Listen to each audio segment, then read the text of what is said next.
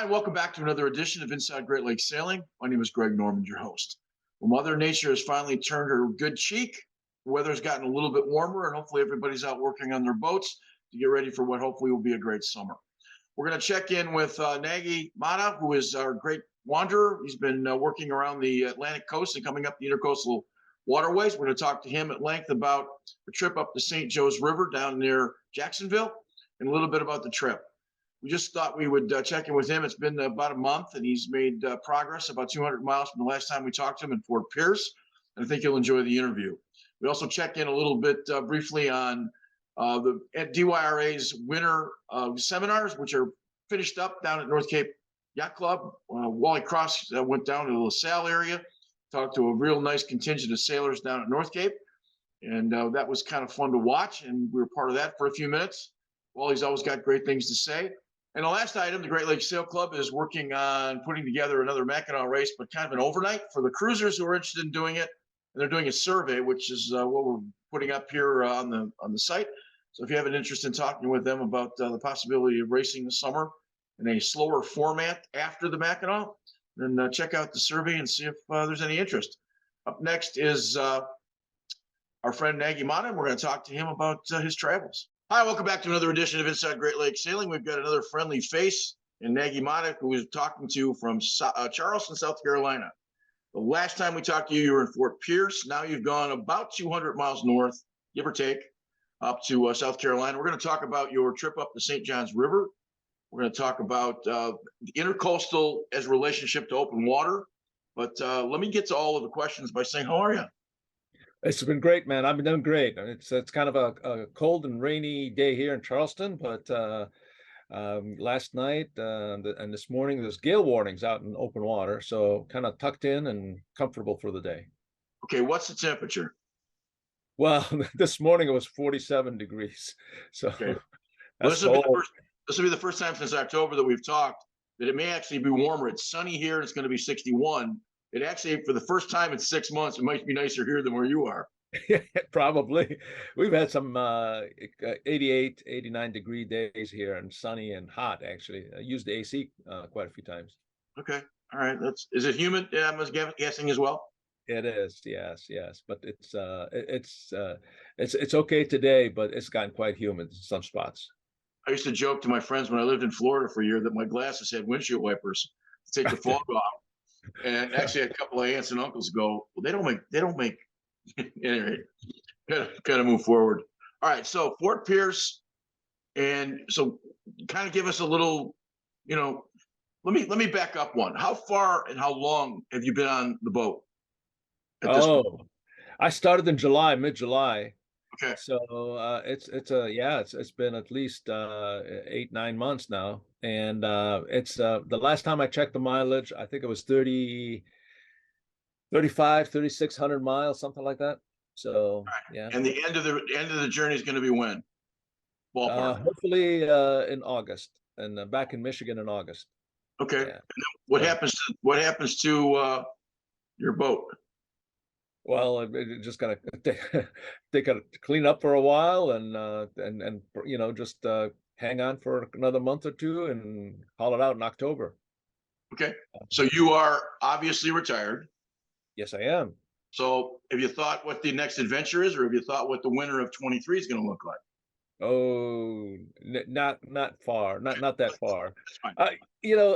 But I can tell you one thing for sure. There's another loop in my future. Okay. Absolutely. I don't know when. It's not going to be next year, maybe a few years, but there's definitely another loop in my future.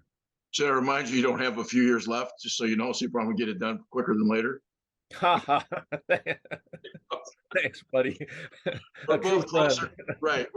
We're both closer to the casket than we are to the hospital birth, right? One of those things. I get that part. All right. So you just talked a little bit about the St. Johns River out of Jacksonville. Yes. You left Fort Pierce, so kind of explain what we're going to run some pictures of manatees and the rivers and some of the stuff that you went up on the St. Johns River, and talk about what it was and the significance. So after I left Fort Pierce, there was a few towns that I stopped at in the East Coast again. Vero Beach was really nice, Titusville, Melbourne, great stops. Then I got to Jacksonville, And then I decided to take a side trip that I'd say very few loopers do. Most of them just continue going up the intercoastal, Georgia, South Carolina. Um, I decided to go down to St. John's for a couple of reasons. Number one is it's a beautiful, beautiful side trip, and I'll talk about that in a second. But the second reason is there was a bunch of other Ross Bros.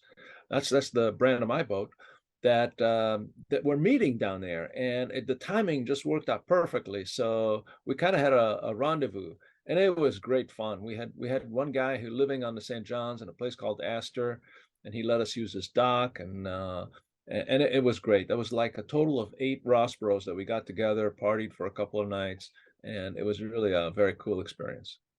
But you enter the St. John's at Jacksonville, and you're going upstream from St. John's. You're going south upstream all the way to a place called Sanford, a town called Sanford. By the time you get to Sanford, you're not that far from Orlando, actually, um, as the crow flies, anyway. But St. John's is beautiful, and there's a couple of stops that were really tiny towns, very old Florida, a lot of nature. There was so tons of alligators, manatees, turtles, birds like snakes even. It was just a very cool stop. There's an island called Hantoon Island State Park. It's so we actually got off there and went around the island.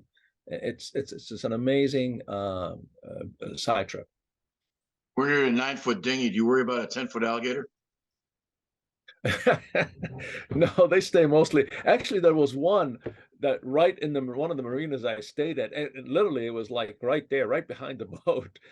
And but no, they don't bother you really. There was one in that marina also. There was a couple of manatees. I was in a dinghy, and these manatees are mammoth. They're Yeah. huge, and they're very docile. And they swam right up to the dinghy. I had a video of that, and I mean, I could have reached out and touched the silly things, but it's just gorgeous to see that. Years ago, the Florida state legislature put a lot of a lot of laws in place. They would pull out manatees and they would see all their backs that were scarred from all the outboard propellers and all Yeah, different kinds of things. And they made it pretty severe. Again, an endangered species. They did a pretty good job of protecting them.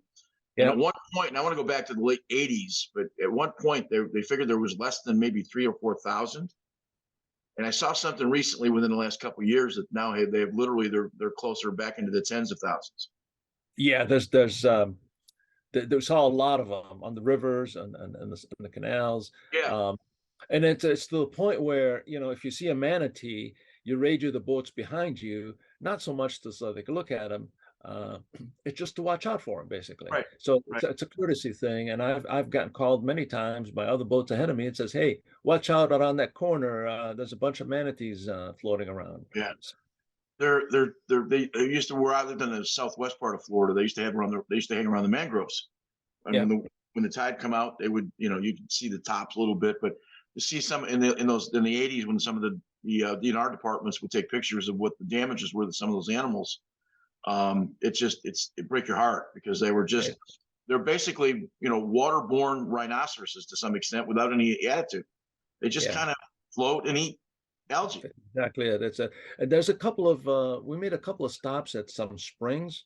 There's a lot of natural springs on the St. John's, and it's a beautiful. And we pulled up to the sand and the beach and tied up to a tree, and you can literally walk off the boat in the back. Is that shallow, and manatees galore over there. You can just walk up to them.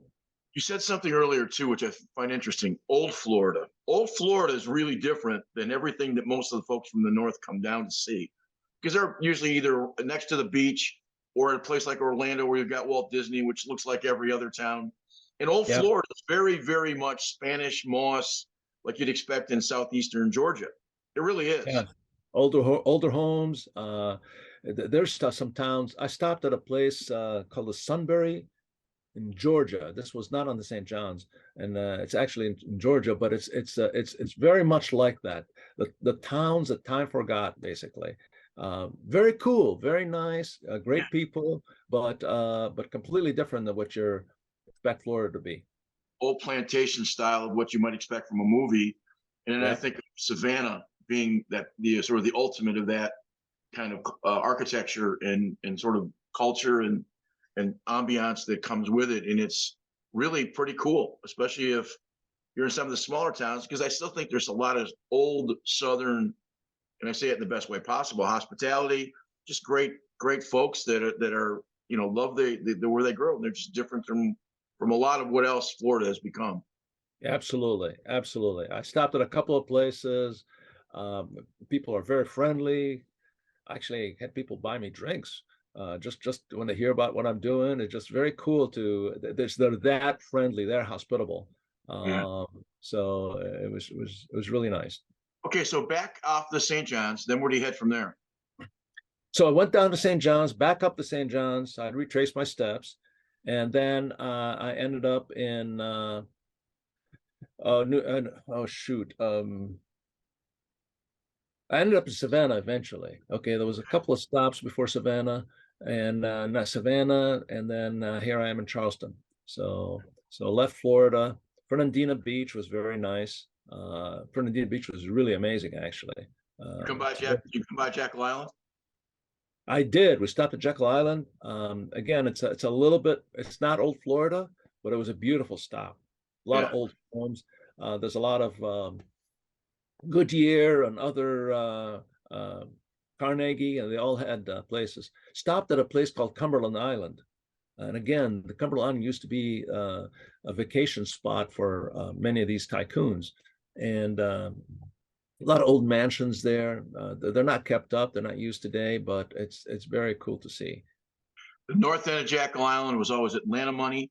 The south end of Jackal Island was always New York and sort of Boston area. The guys would come down for the summer, but they built a lot of golf courses in the 1920s. Yeah. A number of those golf courses were resurrected in the 1960s and 70s. We got a chance to play them in the 80s, and it's really a pretty cool place. Again, the architecture of Savannah, the architecture of Northeast Florida is a very distinctive brand and a very distinctive look, and it's pretty cool down there. And then just a couple of days ago, passed by Hilton Head, and I didn't stop there, but it's clearly kind of like a vacation capital, and a lot of parasailing boats, a lot of people on jet skis. It was actually a little crowded, but it was just a vacation spot basically. They're doing the Masters today at Augusta, but right up at Hilton Head is where the next tournament is next week at Harbortown. So not Yeah, far from where you were, where the big, huge lighthouse that's striped, red and white striped. You probably passed right by that. I did. Yeah, cool. So where did you pick up the intercoastal highway? Well, intercoastal waterway highway. Well, the Intercoastal, I mean, I picked it up in right off of Stewart, Florida, south of Fort Pierce, and been coming up the Intercoastal. One thing about the Intercoastal again is there's a lot of places where there's inlets from the ocean into the Intercoastal, and I found those to be very interesting. If you cross on a good day, it's a piece of cake. It's no problem. But I've had a couple of days where the winds and tides were opposing, and it gets quite choppy at those inlets. What's your draft? Oh, I only draft 2 feet. Okay, so Yeah. you've got the kind of vehicle that can pretty much go anywhere. It's so funny you should say that. There's a lot of shallow spots in the intercoastal. You have to be really careful. A lot of spots are actually impassable at low tide for bigger boats. But just 2 days ago, I was traveling with two other boats, and we came across an area which is I think it's called Watts Inlet or Watts Out Landing or something like that. And sure enough, it was very shallow. The tide was not the right optimum level. So Nagui goes first, calls out the depths, and then these other boats, followed exactly. And fortunately, everything worked out so fine. But we came across a couple of spots that were 5, 6 feet, and for me, that's not an issue. But for a deeper draft boat, it could be problematic. Now, we lived in the Bonita Springs, Naples area, and we actually came off the Gulf one day with a smaller front end power boat, and we got stuck in the mud about a mile from where the marina was, and the tide wasn't coming back for another 8 hours. Yeah. we literally had to get out of the boat. This is just at dark, like 8:30, 9 o'clock. Got out of the boat, took the key, worked our way to shore through the mud, came back the next day, put a rope on it so it was tied off on what was the trees, and had to come back and get it the next morning when it was floated again. So, that you don't make those mistakes too often. We just didn't understand the tides when we first moved down there. So it's a different kind of thing. One of the things that I find interesting, and it's something we mentioned before we started talking today, with the intercoastal and the river system, as you're coming south and now the intercoastal going north, you're literally going to spend more time in sort of open water in the Great Lakes than you are even close to the Gulf or what might be the Atlantic Ocean. I'm not That's sure. true.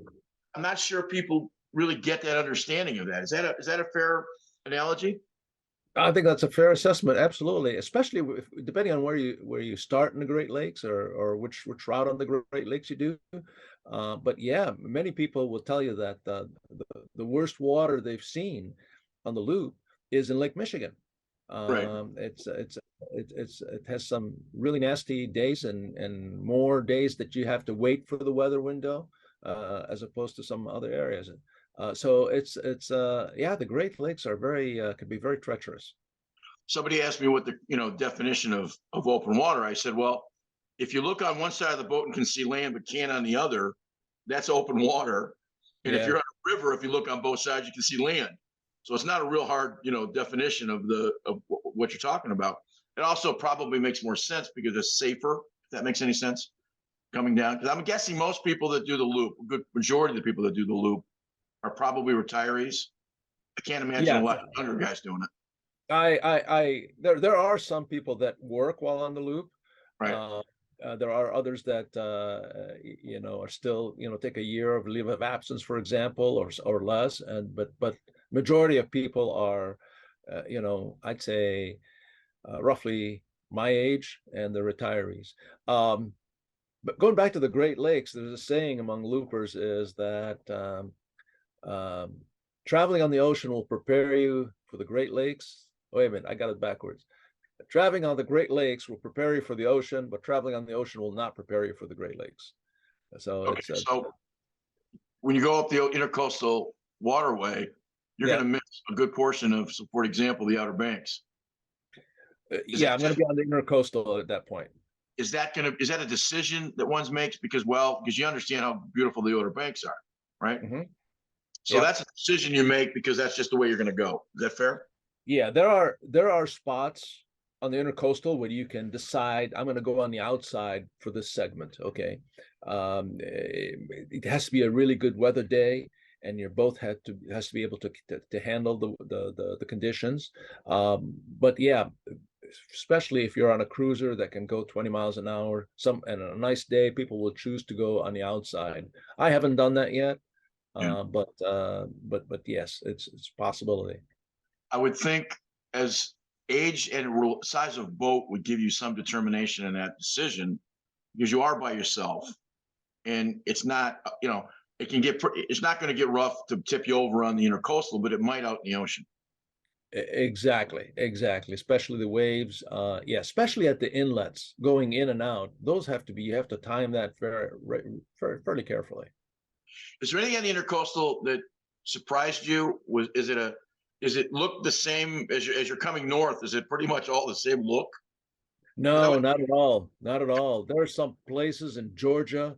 In fact, the majority of Georgia was a lot of marshlands. There was no traffic around, no houses. Um, Other places, like once I hit South Carolina, or certainly in Florida, it's very well developed. You got and a lot of no wake zones because if you have a house on the intercoastal and developments, they put a lot of no wake zones. You have to travel very slow. But yeah, it's not all the same. It varies a lot. Is there a looper? I think of motorcycle guys as they go by when they to each other, they put their thumb up. You can obviously, well, my point is when the boats are coming up and down the intercoastal, you know what a local boat might look like and you know what a traveling boat might look like, right? So Exactly. Yeah. you have looper sayings, as you mentioned earlier, you have a looper saying. Do you guys have a looper handshake or a looper sign that say hello to each other? Well, most loopers, all loopers, hopefully, they have a looper flag on the bow, Oh, and in okay. fact, it might be on the picture behind you on my boat. Oh, no, it's not. Oh, all right. But you could tell who's the looper or which ones are the loopers because by the flag they fly, and so that's kind of our secret handshake. Uh, Is there a website for the looper for the loop?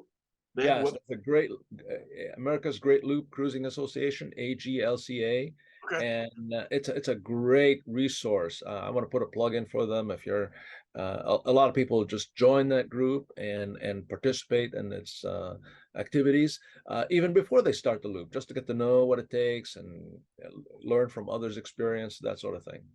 I will let inlay a text. Oh, God, no, I can't even talk. I'll come back. I will inlay a. Jesus, I'll have to cut this out. I will inlay a. I will. I will inlay the information over what we're talking about for the loop at the end of the show, so that people can, if they want to find it, they can go take a look. It's a great organization, and it's number one, the full-time staff there really helps out with a lot of resources, but also a great resource is all the other loopers that belong there and who give advice and from experience and what to do, what not to do. So it's a great resource. You know, it would be interesting to find out what states there's national advertising money. Pure Michigan is a good example of Yeah. federal dollars to promote tourism. Be interesting to find out from the government how many states that are along the intercoastal or some of the rivers that actually go to federal dollars to see if they got any promotional dollars for the loop and the kinds of things that you're Yeah. involved with. That would be interesting. I'm not sure. Yeah, I don't know how much of that is federal dollars but I know one thing that the AGCLA is also active in on issues that affect loopers. For example, there were some proposed laws in Florida and Georgia about anchoring, and the Great Loop Association takes an active role. And if you restrict anchoring, for example, you're going to affect the loopers. So the organization takes an active role in lobbying for and against regulations that will negatively impact the loopers. So That's it's a interesting. great resource. You guys have jackets. You can buy jackets from that group. So you Oh, ever you can buy jackets, hats, t-shirts, you name it, just like Crescent. all right, you're in Charleston. When is the next? Where are we headed from here? You're going to be in Charleston for a little bit. Yeah, I'm weather bound right now, and it's going to be stormy for today, rest of today, and maybe a little bit tomorrow. So I might leave on Wednesday. I have a friend here also in Charleston that I'm going to visit with on Monday, so that'll be cool. But next stops, there's a couple of towns. There is Georgetown is the next stop. There's Southport. Um, yeah, and eventually, I'm hoping to be in Norfolk by the end of April. Would be And interesting to take your boat. Norfolk is where they build San Diego to Norfolk in terms of where they build naval ships. yes, I used to take when they had the Exxon Valdez, they pulled it out of the water in San Diego. It was the only dock large enough to repair it after it dumped all that oil in Alaska. yeah. I remember taking a 30-foot Catalina under the elevated propeller, and I was still 60 or 70 feet. One blade of the propeller was as big as my boat, right? Yeah. And you can see this. And what's interesting is that on both sides of the Exxon Valdez in docks were two aircraft carriers that look like dinghies as compared to the Exxon Valdez. I had no idea how big that boat was until you see it up front. And because it elevated to get out of the water, you could actually sail under the propeller. My point is that Norfolk, they build a lot. It'd be interesting to see your boat next to some of those just monster Navy ships. Oh, you know what? I took some pictures. I'll have to send them to you. I took a side trip up the Savannah River. When I was in Savannah, I was at a place called Thunderbolt, a little bit south of that. Okay. And I actually took a side trip. I rode up and the Savannah River is a very busy port, has a lot of container ships that go through it. And just going up and down about, not even 5 miles, ran into 3, 4 big container ships that kind of block out the sun when they go by. The other interesting thing is I've passed by 3 places so far that were Navy bases, and one was in Jacksonville, another one was in Mobile, Alabama, and most recently we passed by a submarine base. It was kind of cool. I didn't see any submarines, but other loopers, whenever a submarine comes in or out, they have these little escort boats that they're surrounded by basically these Coast Guard and Navy boats with 50 caliber machine guns right on the bow, and they basically instruct any boaters close by, get out of the way. This is a huge deal for a submarine to pull into that base and dock. So other boats have seen that and they've had some pictures of their boat with a submarine, but I wasn't so lucky. Again, go back to San Diego, it's the same kind of thing. There's a submarine base there. There's the SEALs have all their stuff. When the boats come in at night, when the ships come in at night, once in a while they'll dock in the middle of the bay until they can figure out, because they'll come in at night. We ran a story with the San Diego Tribune. We ran a story of a guy ran a 40-foot Catalina in the side of an aircraft carrier. Oh, jeez. Well, it turns out that even then, this is long before 9/11 and any other stuff. I'm going back to the 80s. It's considered an attack on an American ship. So of course, here comes the Coast Guard and they arrest the guys. And we sent a reporter down, and the quote was, "We didn't see it." Well, a 40-foot Catalina is a huge boat, but I'm not sure what the size of an aircraft carrier is, but it's got to be 1,000 feet long. And the joke of the quote was, "We didn't see it." So then they tested the 6 guys on board, and I don't think there was anybody under a .27 that it's not being, inebriated. But can you imagine running your boat in the side of an aircraft carrier in the middle of San Diego Bay at night, and there's enough lights around the bay that it almost looks like daytime. Yeah. So these guys must have been partying for an awful long time. And I was found that, we ran that as the headline of the quote. We didn't see it. So, it comes with the territory. So it'll be fun. Talk briefly about, you're going to get back about when? Roughly around, hopefully around August. I was hoping to be back in July, but I've been, taking a little bit longer in Florida, and I probably mid to late August when I get home.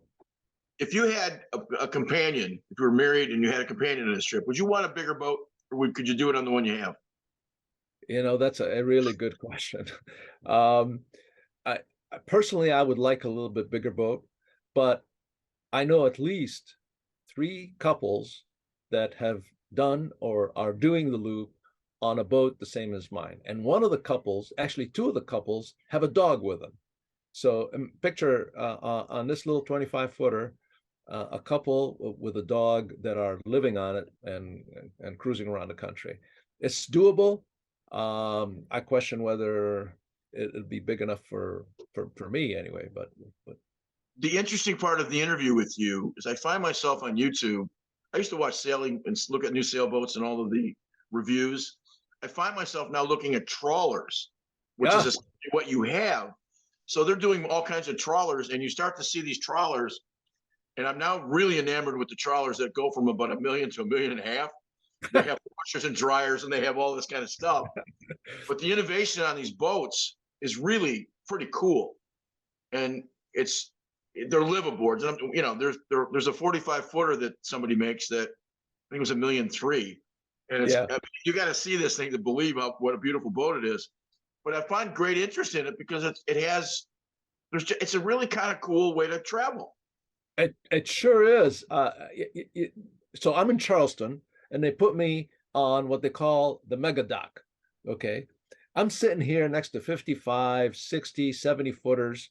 And not only are they capable, some of them are very luxurious. So I was walking the docks the other day, and I was talking to a couple on a Fleming 55. Flemings are beautiful boats. And not coincidentally, but they're selling their boat.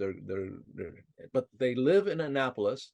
They bring the boat down to Florida every year. They live on the boat in Florida, and then head home for the summer back to Indianapolis. I'm sorry, I said Indianapolis. I meant Annapolis. Annapolis. So, okay. It's just funny how you get all of a sudden you're having these conversations with you, and you're starting to look at the view, and you start to see these other kinds of things.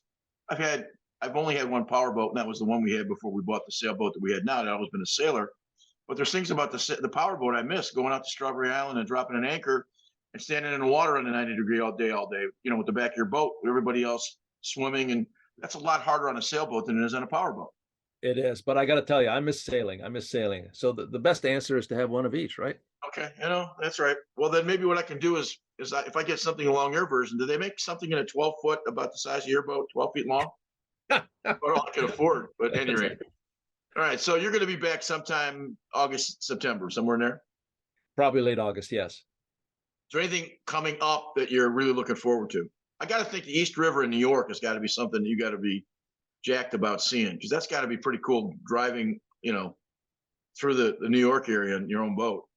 Absolutely. So there's the loopers have like two or three spots where they like to take pictures of their boat at. One of them is the St. Louis Arch, for example, and I've done that. Okay. But the other big one is the Statue of Liberty.